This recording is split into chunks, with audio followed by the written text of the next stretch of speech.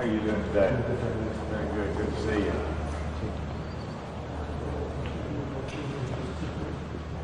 Mayor? Governor, if you'll look this way right quick, I forgot to remember. You'll look that way.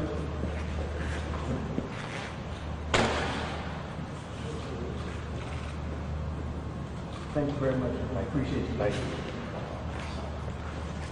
Welcome to today's COVID-19 daily update. It is great to be in Fort Smith in the River Valley. I want to thank Mayor George McGill for his invitation here for our daily update.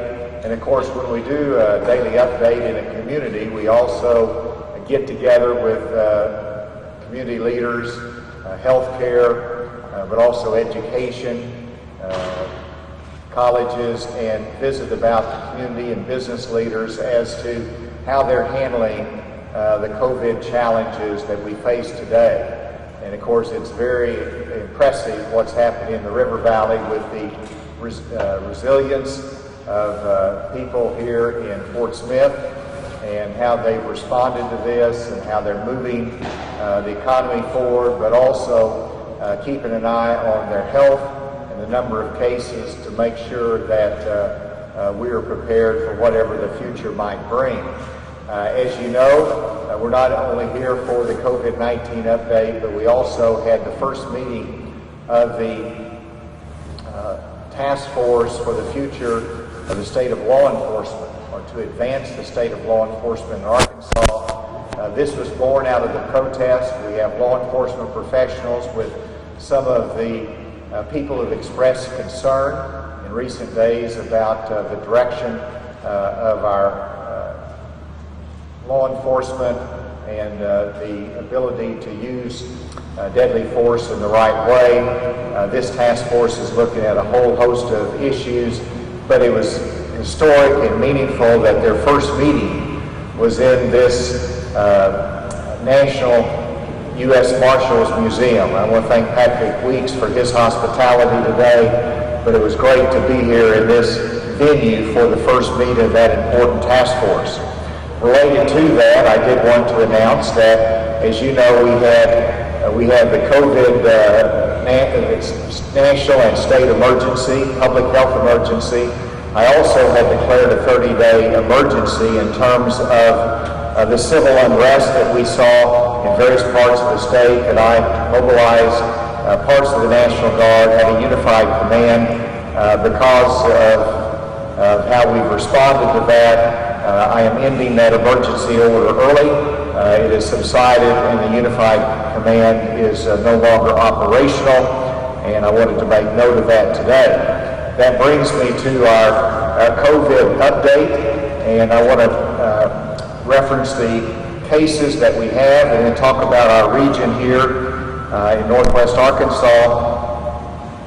Yesterday, we had 13,606 cumulative COVID cases in Arkansas. Today, we have an additional 322 cases. Of those 322 cases, let me just give you some news there as to some of the breakdown. Washington County had 46, Benton County had 33, Pulaski County had 23. And I know you all are waiting for Sebastian County.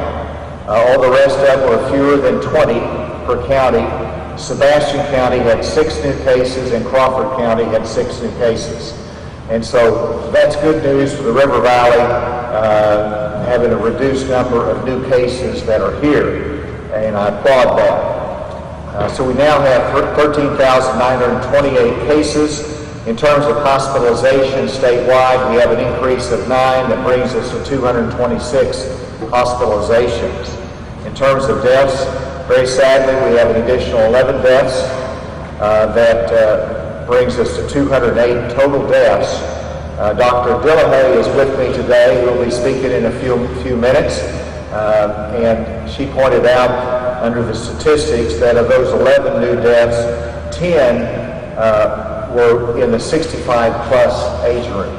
Now, that doesn't make us feel any better. It actually makes us feel very sad. But it is a reminder to young people that while you might survive this very well, and not have any repercussions, but who are you communicating with and who you might expose, and the vulnerability of those over 65 we have to keep in mind. In terms of testing, here statewide we had 6,654 tests, which is another strong day in test performance. And I think those are pretty much the statistics I want to share, but I did want to go through this in graph form. I know you all have a hard time in this lighted facility, but they'll be able to see this online. The new number of cases, and this is very significant because since we had the height here of 700, then we had a number of days around 400, and I like the trend line if we can keep it up.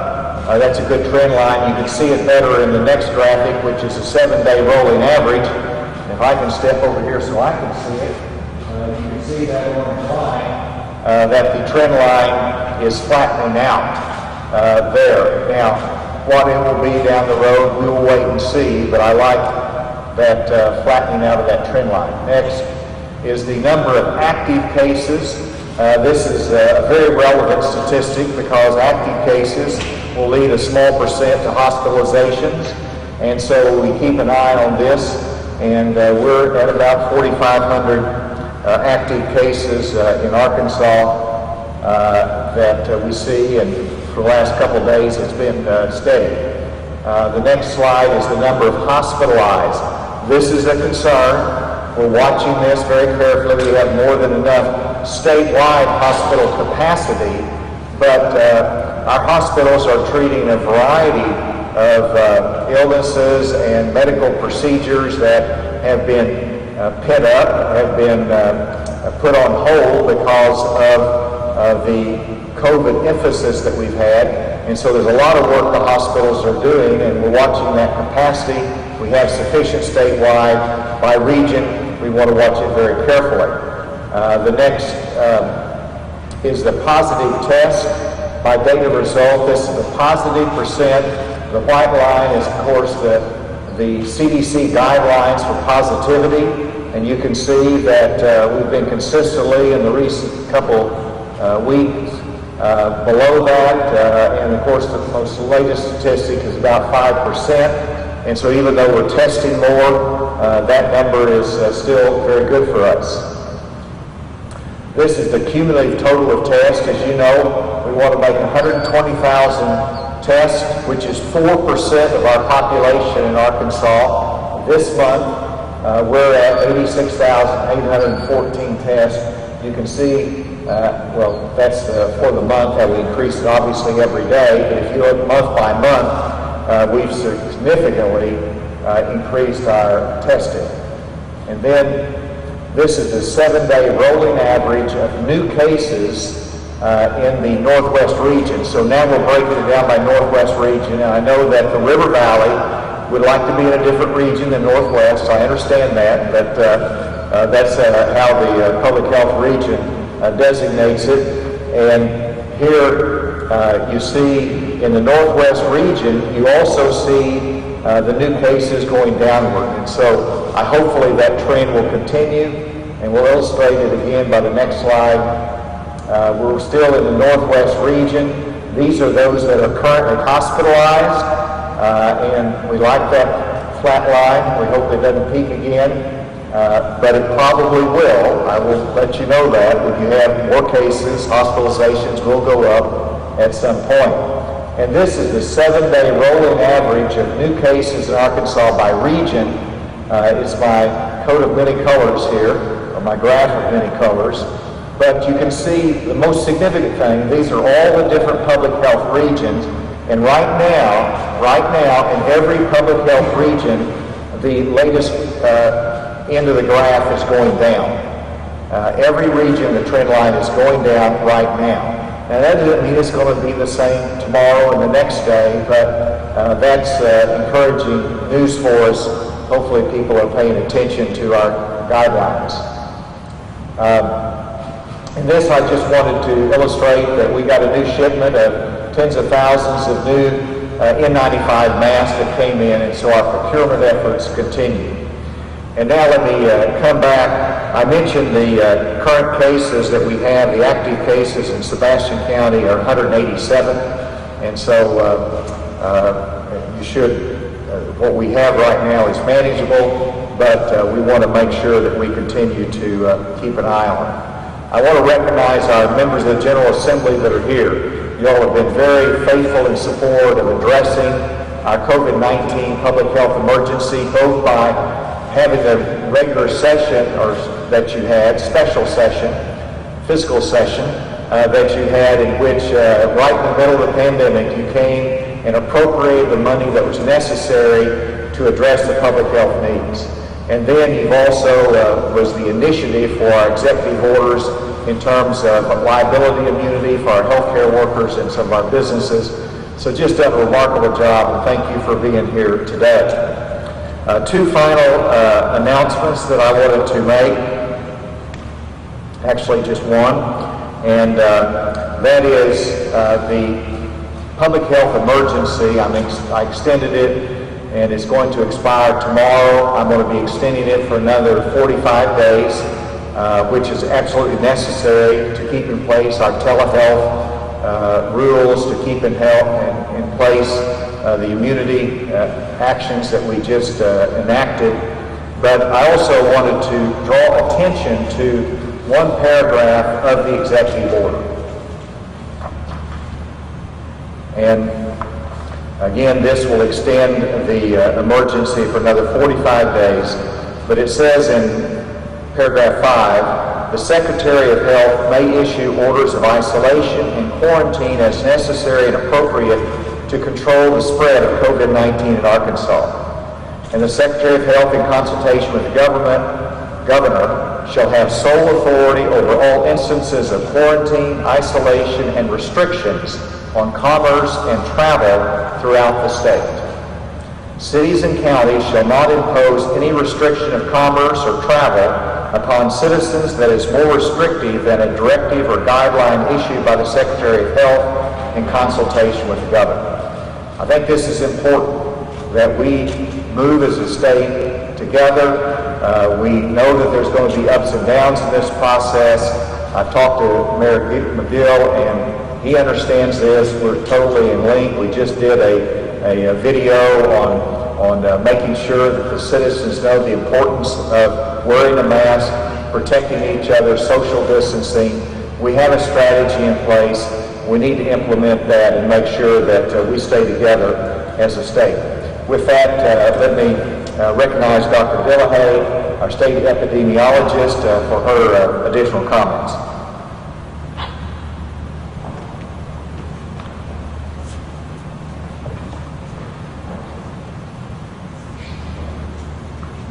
Thank you, Governor. So I want to reiterate that we have 322 new cases today. That brings us to a total of 13,928. Currently, we have inactive cases, people who have not yet recovered, are 4,344. Of those cases, 142 are nursing home residents, and 644 are in correctional facilities. 3,558 are in the community. So this gives me the opportunity to reiterate, as the governor has, the importance for maintaining a 6-foot distance, wearing a cloth face covering when you cannot be 6 feet apart, good hand hygiene, and not going places unnecessarily, but to go about your business and take care of your needs. If a majority of Arkansans were to wear their cloth face coverings when they're out in public, we could greatly reduce the transmission of COVID-19 in Arkansas. But it's going to take all of us working together. It's going to take all facets of the community. Children, when they go to school or go to the university, will not be able to remain safe if their parents cannot remain safe. Their parents will not be able to remain safe if their work sites are not safe.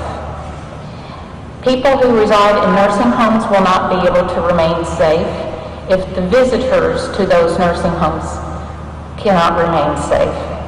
And those visitors won't be able to remain safe if their community is not safe. So that's going to take all of the facets of our communities working together and everyone doing their part to do social distancing and wearing their cloth face coverings and washing their hands often. These basic things can have a very great impact on reducing the spread of COVID-19 in our communities, and we all need to work together and do our part.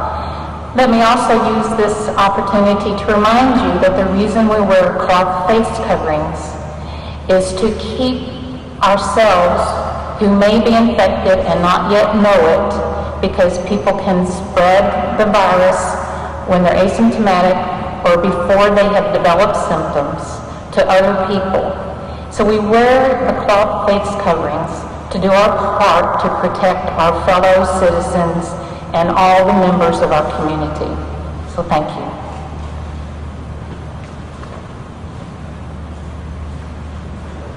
Thank you, Dr. Dillahay, and for everyone that's listening, I just want to say again, it's great to be in the National Marshals Museum, and behind me is the Arkansas River that you might not be able to see, but this is an incredible, beautiful venue here in Fort Smith that the whole state and nation is proud of. With that, be happy to take any questions from the media.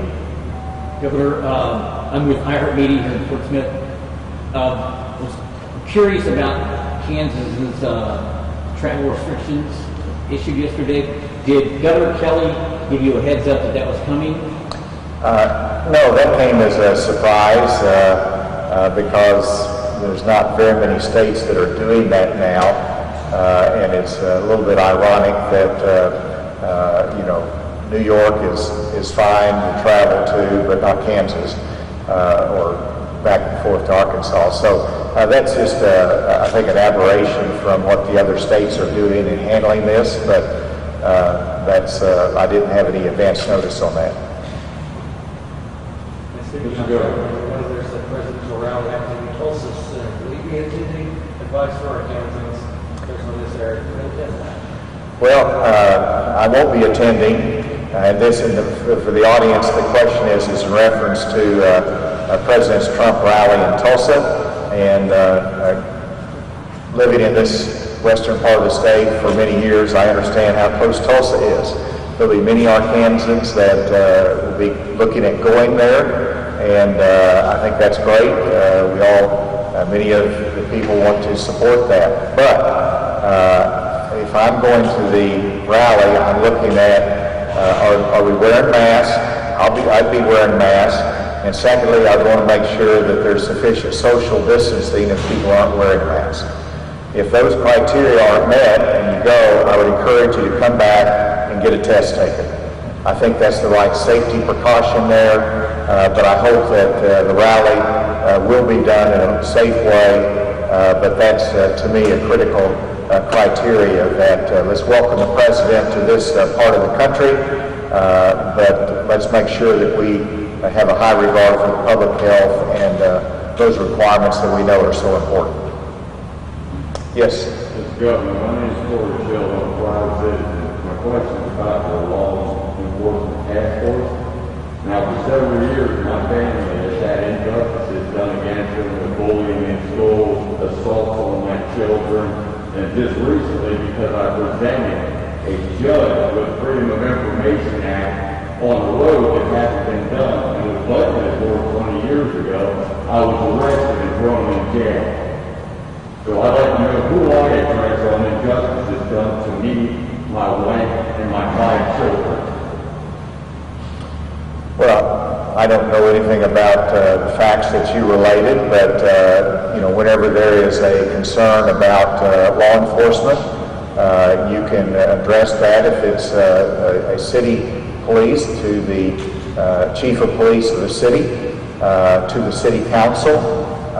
You can, if it's depends upon the jurisdiction, but it should be addressed in those fashions. Obviously, you should feel free to communicate to any member of the task force. It's something that we should look at from a systematic standpoint from the state. Well, I actually have repeated reporting of said interaction. I would encourage you to follow up in the fashion that I indicated. Is somebody here that can direct me in that task, sir? I'm sure that there is. What city are you? Right now, I live back in the sticks, so thank you for the rural internet deal, because the satellites, they just destroying everybody around part of my friends. I'll see if Mulberry anytime. I'll see if we can't follow up and get that information for you. Thank you. Any other questions? Yes. Well, let's do this one, then we'll go over here.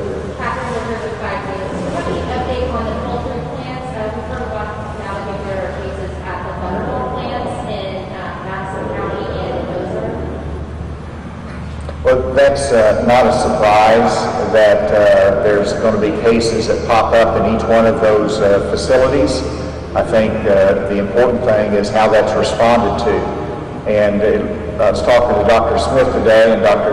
Dillhay that, the strategy works whenever you find these cases, whether it's a poultry facility or another work environment, you immediately isolate it, you do your contact tracing, and you take the precautionary measures necessary. And whenever you do that enough times, then you're going to be reducing that and making that a very safe environment. So the poultry industry is working very hard on that across the board. And it's really not any different than, whether it's a state agency or a city office, we're going to have positive cases. The question is how you deal with it. And the Department of Health, we're working with the industry, has a very good plan to address that. Yes, over here.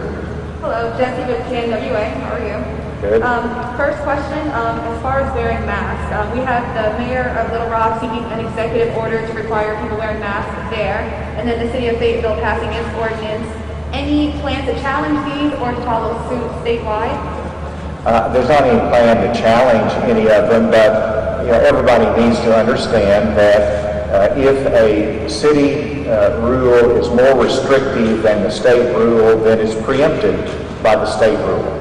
And so it's state guidance that governs in terms of our policy on masks, on social distancing, and I encourage everybody to look closely at those guidelines as they're adopted and might be changed. And then secondly, the mayors are simply sending out a signal that this is important, but their guidance should not be more restrictive than the state's under the executive order. And second question, how does testing differ between the River Valley and Northwest Arkansas, and how does that influence the River Valley's fewer numbers of cases compared to Washington County or Benton County? In terms of the testing that's done? Mm-hmm. Well, every county, of course, we're doing increased testing. So you look at the positivity rate. When you have positive cases, you address those. Clearly, in the River Valley, you're having fewer cases based upon that testing than we have up in Benton and Washington County. But as I've talked to the leaders here, everybody's fully aware that there could be an increased cases here. In fact, some actually expect an increase in cases here. It's sort of the nature of this virus. It's all about how you respond to that, and there's a commitment to have the health protocols in place, plow through it, and to manage it, and also keep our economy and our schools going. And Dr. Dillhay, did you have any comment on that? If you do, feel free to grab this microphone. All right. Yes, ma'am. I'm Drew Smith with the Times Record. The hospitalizations are still on the rise, and you said that statewide our occupancy is good, but if there were stretches on the regional occupancy, would you consider cutting back on elective surgeries to compensate for that?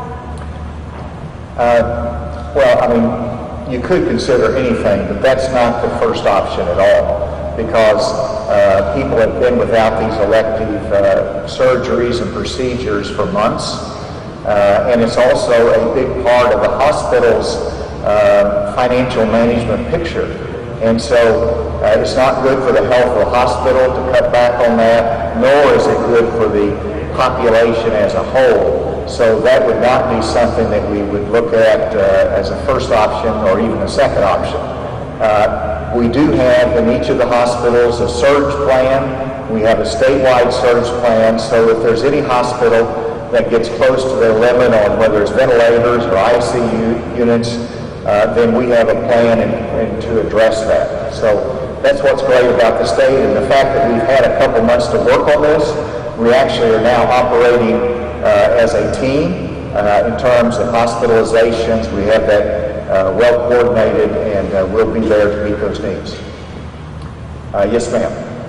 Looking back at the poultry plants, what more can be done to reduce the spread of the virus and protect the workers? What we've been told is that what they're doing is meeting and exceeding the guidelines set by the CDC, but the spread continues at those poultry plants. Any consideration of urging executives at Tyson or other poultry plants to shut down temporarily for X amount of time to clean or? No, I don't think that's the solution, to shut down a plant because they have a positive case. They are critical. They're essential industries. They're part of our food supply. Nobody wants to go into a store and not have protein. So that's important. The health of the workers is very important. And that's what they're investing in, whether it's plexiglass or whether it's a distance apart or whether it's PPE, whether it's testing and contact tracing. They're doing all of that. Now, the question, though, is, well, why do we continue to have cases in the poultry industry? Well, you have to remember that each one of those workers go home. They go home and then they go to a store. They might go somewhere else. They might go to a church gathering. And so they might then come back in and be asymptomatic and they go to work. And so it's not just what happens in the poultry facility, it's what happens in the workers' lives. In one facility, they didn't get the virus from their work in the facility. It was on how they were transported to the facility because they were communally transported voluntarily by themselves. They went together in a van. It was a carpool. And so everybody has to watch all of those aspects of life as to not just where you're working, but how you're living.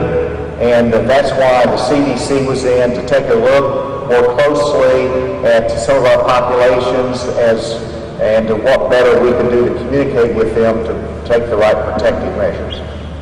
Yes? Yes. Dr. Gilhay.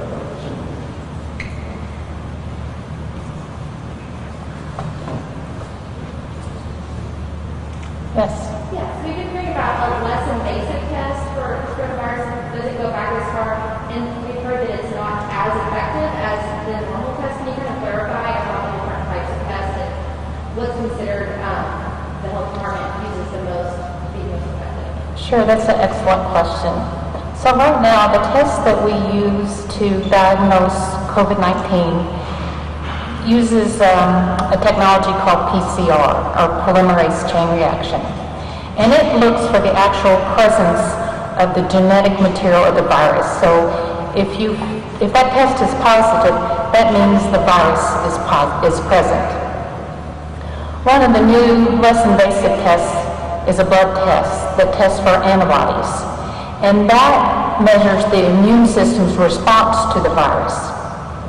When a person is first infected, they don't have very many antibodies. And as they recover, then their immune system develops antibodies. So if an antibody test is positive, then that means they potentially had the virus in the past. They have recovered from it. So it's not a useful test to make clinical decisions. You need the PCR test because you need to know right then and there whether someone has the virus. The antibody test doesn't become positive for 1 to 3 weeks after someone has already been infected, after they've recovered. So it doesn't help you with making decisions about whether this person needs to be isolated or not. The antibody tests for the virus that causes COVID-19 are still under development.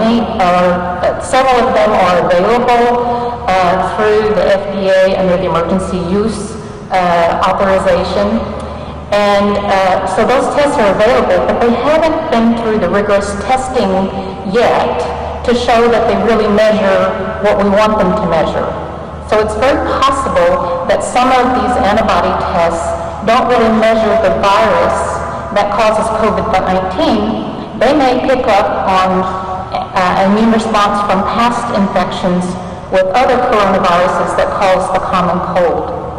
So these antibody tests may be useful in the future, but at this time they are not useful for making clinical decisions about a case or a person who may have COVID-19 right now. We really do rely on the PCR tests. So did that answer your question? So, yes, but also, we've been told there's a test where you don't have to go they barely put it in your nose and stop it, or there's one that's in your throat. Right. Right. Okay. So when the PCR test first came out, you'd have to take a swab, and it goes all the way to the back of your nose, back to what we call the nasal pharynx, back of the throat that connects. And that's not so much fun. It's not very pleasant.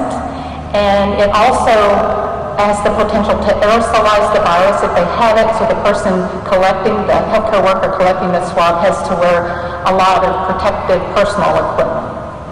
But now they have these swabs that are front part of the nose, a nasal swab, and a patient can collect it themselves. So a healthcare provider can watch them take it, or they can take it themselves if the patient's not able to. And it doesn't cause that kind of aerosolization that requires the PPE. We also now have some rapid tests where you can take those swabs, and it's called an Abbott ID Now, and it can be done quickly in a clinic setting. You take the swab, put it in the machine, and in 15 minutes you have an answer.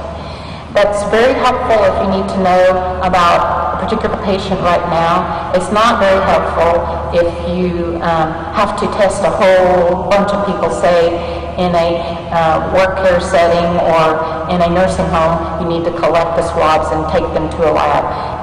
So that test doesn't work very well in those settings, but it works very well in an office setting if you need to know this person right now. Let's go. Is there a question remotely? This is Carl Bradner in Hot Springs. Dr. Ken Patterson yesterday put out a projection that's pretty dire looking at the end of September, and I'm really not asking about that. The good news is that the reality has not met the past projections. So I have listeners this morning who said, why should we pay attention to these projections anymore? They're never right. And are you concerned that lessens the seriousness with which people face the virus? Well, Neil, I'm not sure I got all of the question, but in terms of the UAMS projection, I get those every week.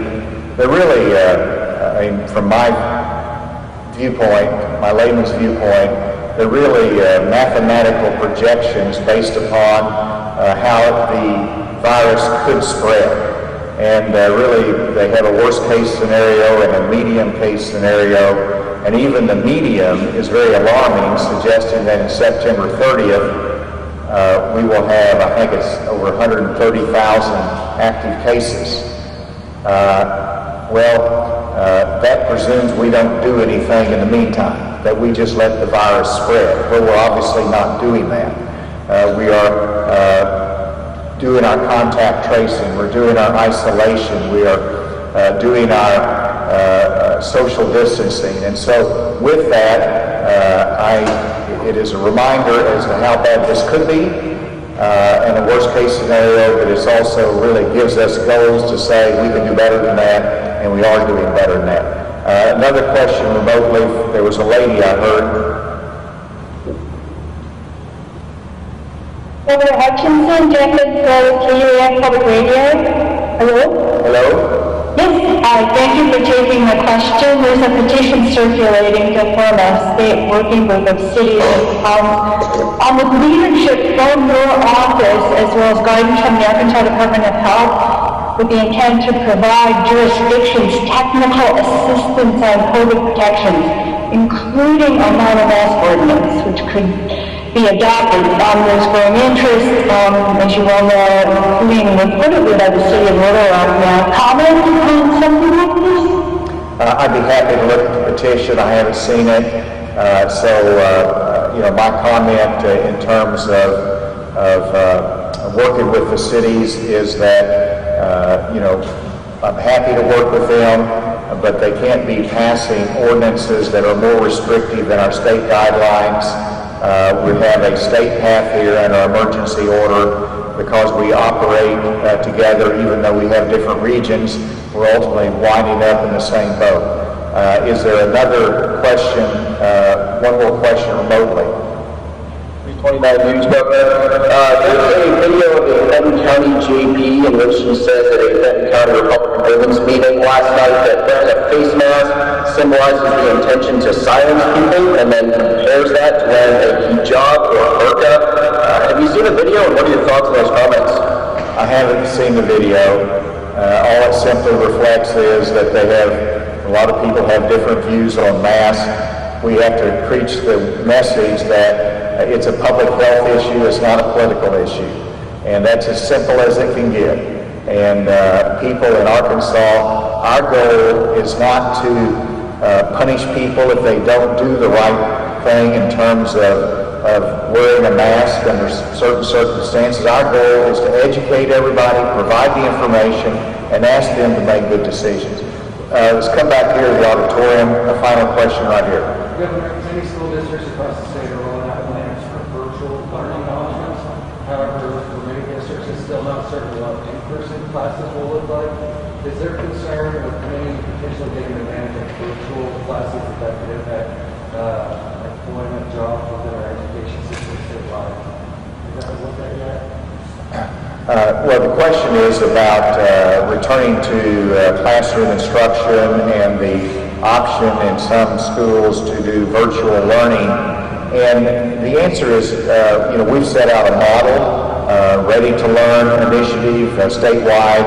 I just visited with your superintendent here in Fort Smith, and they have to provide options. They want to be able to start classroom instruction, but if there's a positive case or there's a need to go virtual, they have that option. And then you're going to have some students that have vulnerable health issues that might necessitate that. So we have to be flexible in this learning environment. We're giving some waivers in order to accomplish that. We're going to learn step by step as to repercussions that are and unintended consequences, but we'll learn and we'll adjust. And that's the key, is that we're going to have a school year that we have the maximum amount of flexibility with the intent to have as normal a school year as possible that gives the students the best education possible. So they're working very hard on that. In terms of, every which way that you go, there's an impact on child care and the need for child care for workers. And that's something that we're continuing trying to incentivize to get our child care system back to a level it was pre-pandemic, because we know how important that is for our workers. You all have been terrific. Thank you for being here and giving us the attention, and look forward to seeing you again. Thank you.